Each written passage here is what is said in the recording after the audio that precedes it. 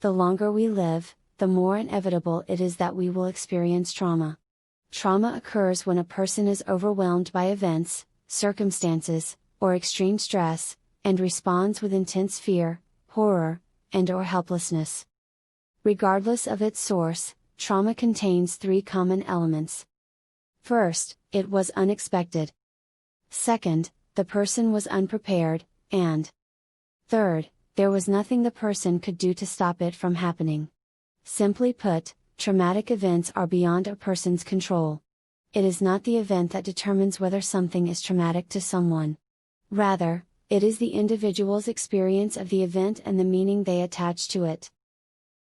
Although trauma is highly individualized, it can broadly be classified as large T traumas and small t traumas. Small t traumas are circumstances where one's physical safety is not threatened, but result in symptoms of trauma. Nonetheless, these events set one off kilter and disrupt normal functioning. They certainly don't seem small when they occur, but most people will have an easier time recovering from them than a large T trauma. On the other hand, small t traumas are sometimes disregarded, since they seem surmountable. This can be perilous, as the cumulative effect of unprocessed trauma, or traumas, may trail a person relentlessly. Examples are life changes, like a new job or moving, relationship events, like divorce, infidelity, or an upsetting personal conflict, life stressors, like financial troubles, work stress or conflict, or legal battles.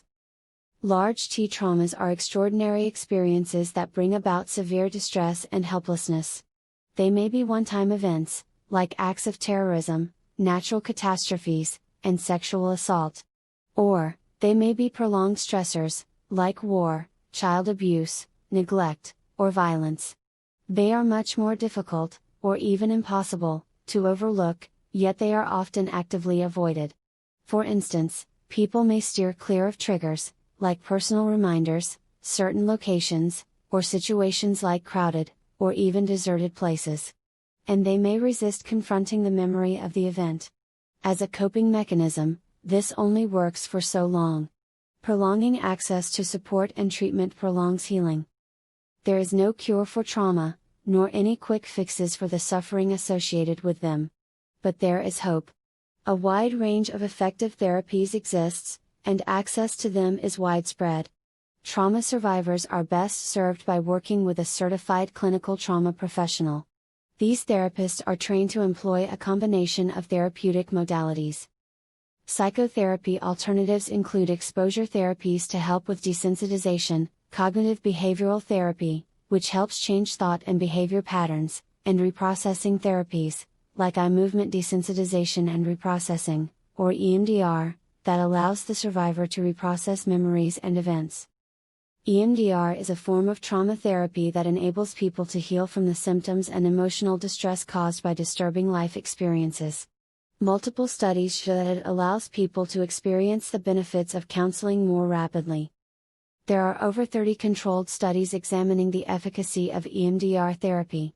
Some studies show that 84 to 90% of single trauma victims no longer have post-traumatic stress disorder after only 3 90-minute sessions.